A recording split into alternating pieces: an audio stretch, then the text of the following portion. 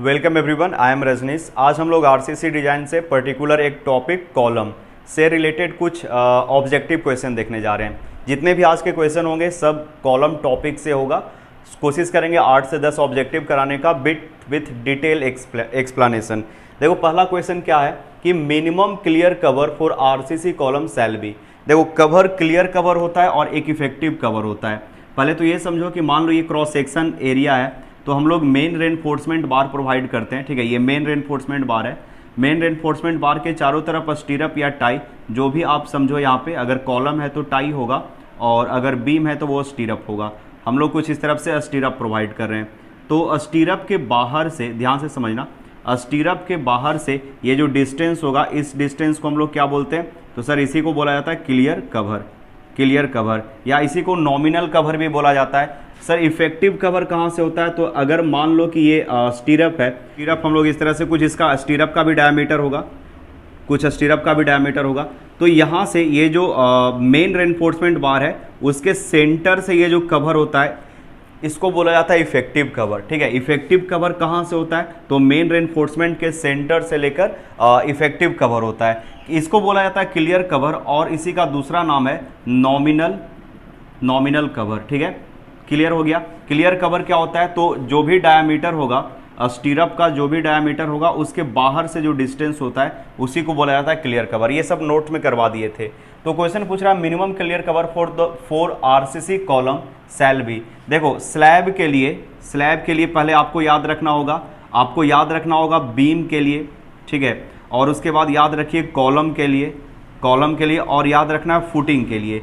आपको ये चार याद रखना है। देखो जब IS 456 टेबल 16 देखोगे, IS 456 का टेबल 16 देखोगे, देखो ये एक ऑब्जेक्टिव क्वेश्चन को बस ऑब्जेक्टिव से मत लेकर चलो, यहाँ से 3-4 क्वेश्चन पूछे जा सकते हैं। हो सकता है स्लैब के लिए पूछ दे, बीम के लिए पूछ दे, कॉलम के लिए पूछ दे और फुटिंग के लिए पूछ सकता है। ठीक है, तो IS 456 टेबल 16 में जब आप देखोगे तो वहाँ पे mild, moderate, severe, very severe, extreme ये सब के लिए दिया हुआ है नॉमिनल कवर। तो बोला गया है कि जब माइल्ड एक्सप्लोजर रहेगा, ध्यान से समझना, जब माइल्ड एक्सप्लोजर रहेगा उस सिचुएशन में जो कवर होगा, मिनिमम कवर देना है स्लैब के लिए 20। ठीक है, 20 से कम आपको नहीं देना है। अब ये स्लैब के लिए और बीम, कॉलम सब के लिए कम से कम 20 आपको प्रोवाइड करना है। यहाँ पे बीम के लिए हम लोग देते हैं 25, कॉलम के लिए देते हैं 40 और फुटिंग के लिए देते हैं 50। ये सब mm में है, मिलीमीटर में। और उसी टेबल 16 में आप नोट में जाकर देखोगे तो एक साइड में नोट में करके लिखा हुआ है कि अगर इसमें रेनफोर्समेंट बार जो यूज किया जा रहा है वो 12 mm से लेस है, लेस देन 12 mm है, तो आप यहाँ से 5 mm सब्ट्रैक्ट कर सकते हो। तो इसीलिए कहीं पे 15 mm भी आपको लिखा हुआ दिखाई देगा। स्लैब में आप 15 mm का भी ये इफेक्टिव या क्लियर कवर दे सकते हो। और ये कब दोगे? तो सर ये जब देंगे जब हम लोग का फाई जो होगा यानी डायमीटर होगा वो लेस देन 12 mm होगा, तो तब आप 15 mm का क्लियर कवर दे सकते हो। लेकिन याद रखना, जब आपको ऑब्जेक्टिव क्वेश्चन में आएगा तो आपको 20 mm ही यहाँ पे टिक लगाना है, अगर 12 mm मेंशन नहीं होगा तो। ठीक है, स्लैब में अगर लिखा होगा कि 12 mm से कम है तब आप 15 mm का ऑप्शन लगाओगे, अदरवाइज 20 राइट आंसर, अगर डायमीटर मेंशन नहीं किया गया है। बीम के लिए 25, कॉलम के लिए 40 और फुटिंग के लिए 50। फुटिंग होता है वो सॉइल के कांटेक्ट में होता है, इसलिए हम लोग देखो सॉइल में बहुत सारे केमिकल्स होंगे, सॉइल में वाटर भी होगा तो वाटर केमिकल से मिलेगा और कंक्रीट पे अटैक करेगा और अंदर का जो भी रेनफोर्समेंट बार है उसमें कोरोजन हो सकता है। तो कवर हम लोग ज़्यादा प्रोवाइड करते हैं फुटिंग में ताकि कोरोजन से बचाया जा सके। सॉइल वो बहुत सारे केमिकल्स होते हैं। तो इसका आंसर होगा ग्रेटर ऑफ 40 mm और डायमीटर, जो 40 mm से ज़्यादा हम लोग को प्रोवाइड करना होता है। स्लैब में 20 से ज़्यादा, बीम से 25 से ज़्यादा, कॉलम में 40 से ज़्यादा, फुटिंग में 50 से ज़्यादा। स्लैब में अगर डायमीटर 12 mm से कम यूज़ कर रहे हैं तो 15 mm प्रोवाइड कर सकते हैं। ठीक है, तो आप इसको पॉज करके चाहो तो नोट कर सकते हो, इरेज करके नेक्स्ट क्वेश्चन बता रहे हैं। तो नेक्स्ट क्वेश्चन है थर्ड, ध्यान से समझना, अच्छा क्वेश्चन है। अब इसी तरह का क्वेश्चन पूछने का प्रोबेबिलिटी ज़्यादा है। बड़े बड़े क्वेश्चन कंफ्यूज करने वाले थोड़ा लेवल अप करके क्वेश्चन पूछेगा।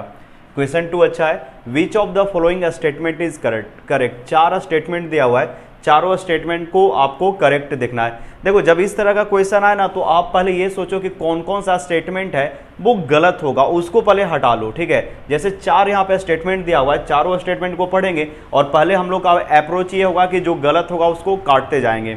देखो कह रहा है कि minimum longitudinal reinforcement in axially loaded column is 6% of gross area. ये क्या रहा है, maximum longitudinal reinforcement in axially loaded column.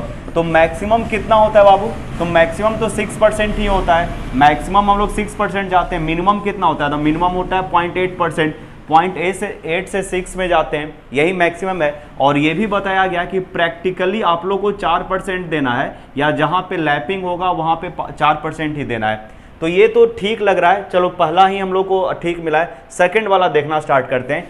Column with circular section, मतलब एक सर्कुलर कॉलम होगा, इस तरह से एक सर्कुलर कॉलम होगा, ठीक है। आगे स्टेटमेंट पढ़ते हैं, are provided with transverse reinforcement of helical type only.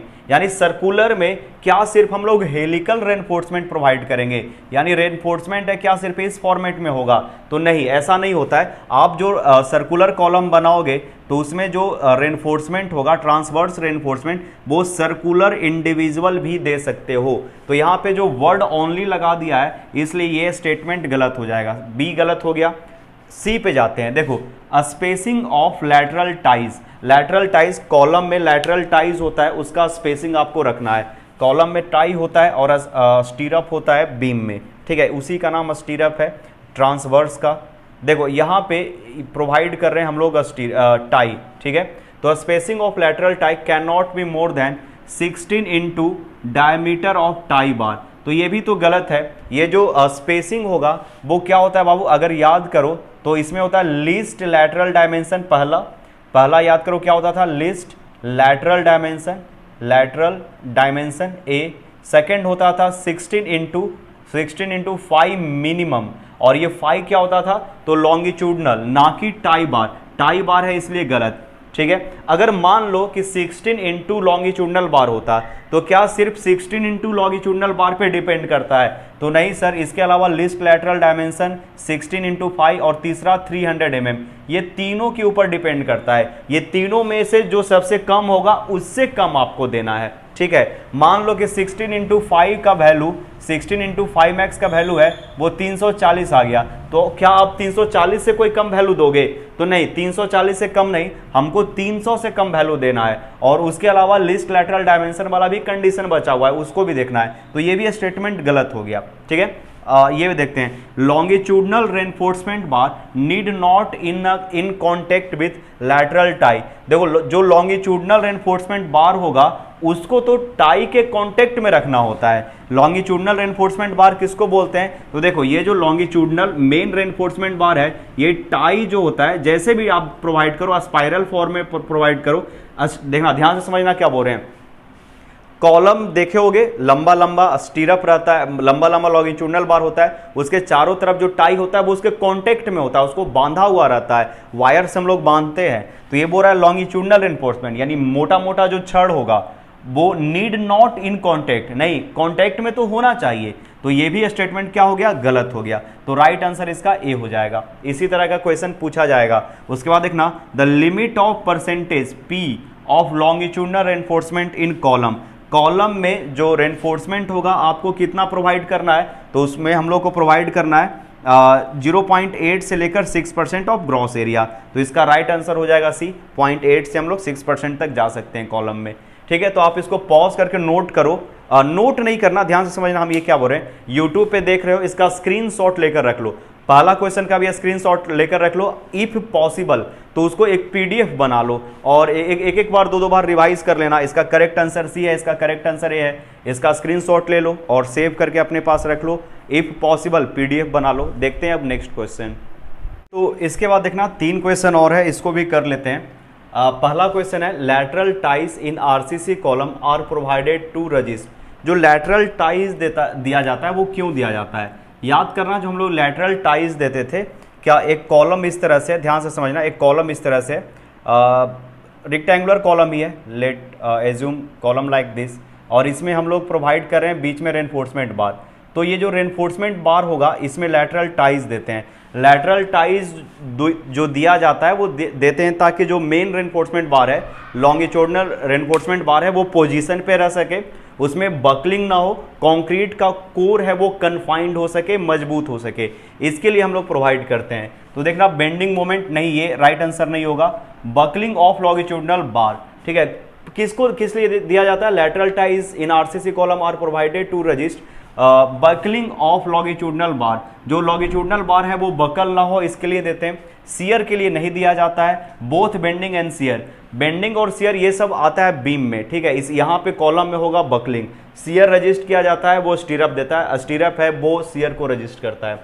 तो राइट आंसर होगा लॉन्गिट्यूडिनल बार को बेंड होने से या बकल होने से बचाने के लिए, कोर को कन्फाइंड होने के लिए देते हैं हम लोग, इसके लिए प्रोवाइड करते हैं टाइज। नेक्स्ट है in a pedestal the factor by which the effective length should not exceed the least lateral dimension. देखना इफेक्टिव लेंथ एल इफेक्टिव और इसका जो लीस्ट लैटरल डायमेंशन होगा जो भी डी होगा वो 3 से ज़्यादा नहीं होना चाहिए। हम लोग पढ़े थे कॉलम के लिए भी, शॉर्ट कॉलम के लिए भी पढ़े हैं, तो ये 3 से ज़्यादा नहीं होना चाहिए। 12 से एल इफेक्टिव बाई डी, अगर लेस देन 12 होगा तो उसको बोलेंगे हम लोग क्या? Short column. और अगर 3 से छोटा हो जाएगा एल बाई डी तो हम लोग इसको बोलेंगे पेडिस्टल। पेडिस्टल कब होगा? जब 3 से छोटा होगा तब, ठीक है। उसके बाद देखना an axially loaded column is 300 mm and 300 mm in size, length of column is 3 metre. Column का लेंथ कितना है? 3 metre. What is the minimum eccentricity of axially loaded column? तो मिनिमम इसेंट्रिसिटी क्या होता है? ई मिनिमम का अगर आप फॉर्मूला देखोगे तो ई मिनिमम था एल बाई 500 प्लस इसका जो भी डायमेंशन होगा डी बाई 30। तो यहाँ से आप निकालो, एल का वैल्यू हो जाएगा 3000 mm में हम लोग रख रहे हैं, अब बाई 500 प्लस डी का वैल्यू है कितना? 300 बाई 30। कैंसिल आउट होगा, 6 आएगा और ये कैंसिल आउट होगा और ये कितना आएगा? 30 है तो ये 10 आएगा और टोटल वैल्यू हो जाएगा 16 mm, ठीक है, 16 mm। और ये ई मिनिमम का वैल्यू एक और था 20 mm, ठीक है, 20 ई मिनिमम था 20 mm। अब इन दोनों में से जो बड़ा वैल्यू होगा उसको हमको लेना होगा, ठीक है, जो भी ग्रेटर होगा, यानी ई मिनिमम का वैल्यू कभी भी 20 से नीचे नहीं हो सकता है, ठीक है। तो 20 से जब भी नीचे होगा उस वैल्यू को तो हम लोग लेंगे ही नहीं। दोनों में से जो ज़्यादा होगा तो 20 से ज़्यादा इसका वैल्यू होगा तो लेंगे, अगर 20 से कम होगा तो 20 लेंगे। तो ई मिनिमम का वैल्यू कभी भी 20 से कम नहीं होने जा रहा है, तो ई मिनिमम का वैल्यू लेस वैल्यू क्या हो जाएगा? तो 20। तो यहाँ पे वैसे भी देखो 16 होगा नहीं तो 20 होगा, तो 20 mm is going to be right answer. ऐसा ना हो कि यहाँ पे 16 mm लगा के 6 वाला कर देना, ठीक है, तो आपका आंसर गलत हो जाएगा। तो उम्मीद है कि चीज़ें आपको समझ में आई होगी, यहीं तक रहने देते हैं। अब अगला जो क्वेश्चन होगा इट मे पॉसिबल कि हम पीपीटी बनाकर या पीडीएफ में कुछ और ऑब्जेक्टिव का आपको सपोर्ट दे सके, तो आप इसको पॉज करके नोट करो या स्क्रीनशॉट लो। मिलते हैं नेक्स्ट लेक्चर में। Thank you.